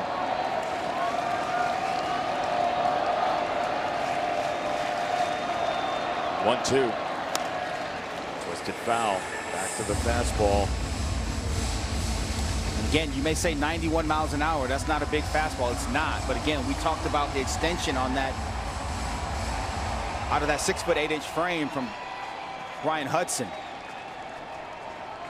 7 feet 4 inches from the rubber. Valencia powers a sweeper foul. Makes that 91. Yeah, that's surprised by that too, to be honest with you. You just kind of beat him with a couple fastballs. We know what Valencia has done on off-speed pitches, especially ones that are down. 1-2. Yep, strike 3. 2 gone.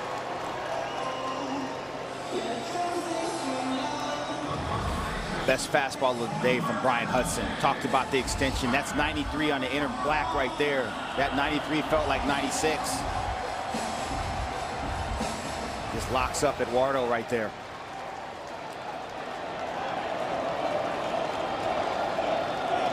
Two out, Torkelson. High in the air, straight away. Brenton Doyle makes the catch. The White Sox have won the first 2 of this series and have ballooned their lead in the American League Central by a pair of games to 4.5 over the Tigers.